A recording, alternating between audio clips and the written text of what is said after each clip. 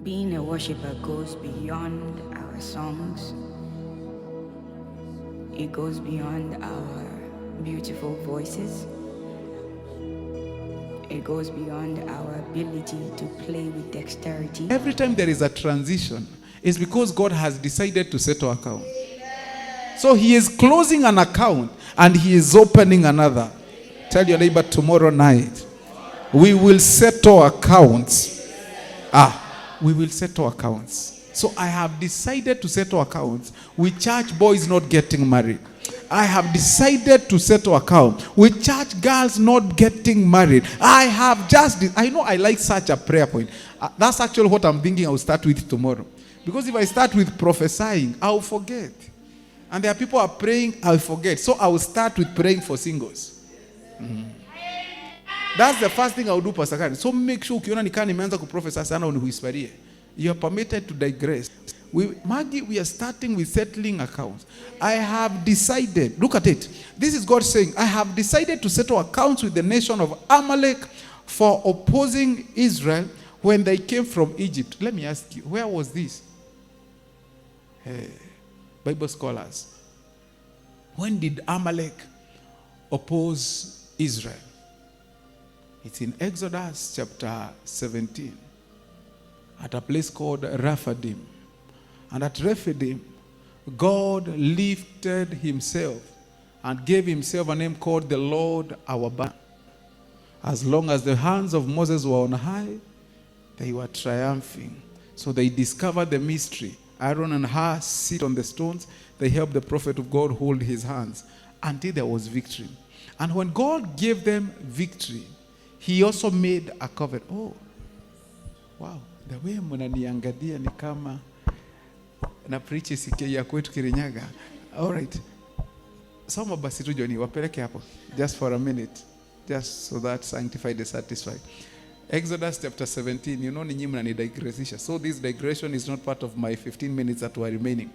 17:13 says, as a result, Joshua overwhelmed the army of Amalek in battle. Go to verse number 14.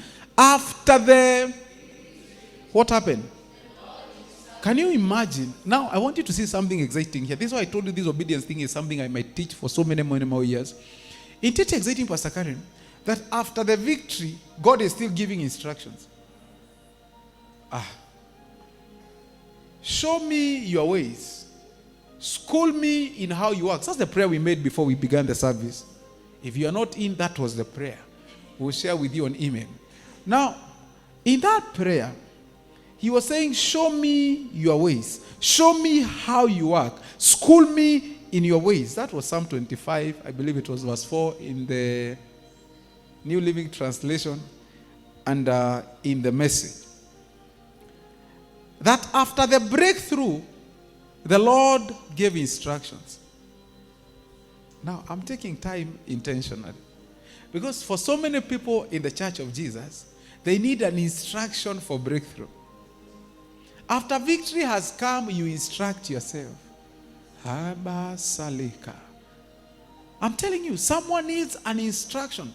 Should I marry this one? But after now they have the instruction. They don't ask the Lord, what is the next instruction?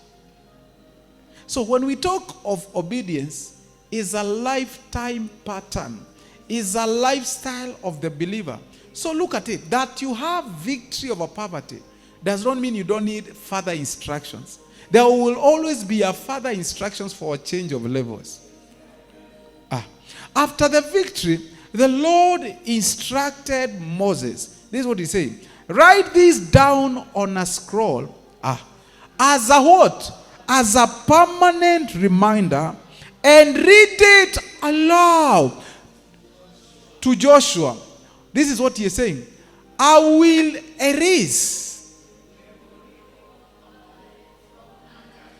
Can you imagine? These guys have not even settled in their promised land. Yet they are trying to stand in the way of the Lord. Amalek, they are trying to stand in the way of God's people who are going where God is guiding them. After the victory in that scenario, God tells Joshua something. For the sake of the generations that will come, I will do something to Amalek. I'll completely... Now, I have always asked myself, these guys, they are leaders, they are kings, did not know that God had vowed. Oh, you know, when I tell you to say mercy, is you don't understand there are things maybe God or someone sat and vowed. And you are walking on here saying, after all, hakuna shida. Because now, Pastor Karen, if you are doing some Bible study, you discover this is close to 800 years later.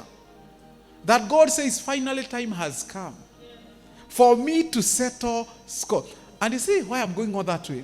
It's because the era of disobedience of Saul, why it was of great magnitude to the Lord, is because it entailed generations. Okay, in a sound complex, someone is out. Because you have to see it. There are things God has told you to do that are beyond you. That's why after the victory, after you have secured your place in the marketplace, He will give you a further instruction. Are you understanding what God is saying to us? That after sanctified, you have moved from a certain level, and you know you are secure in this level. He tells you, for the sake of your coming generations, who may not pray like you pray, now settle a... This is the... Are you understanding? This is the mystery now of covenants here. So God vows in Exodus 17:14 that this is what I will do. He never put a timeline. And this is why I have told you, when prophecy comes, don't say haikaiku makes sense. Because it may be something that will be fulfilled by your great-grandchildren. Okay. I will erase the memory of Amalek from under heaven. You're done, Jenny. Moses did what? And named it, which means... So when God spoke to him, Moses understood the essence of erecting a spiritual point of contact.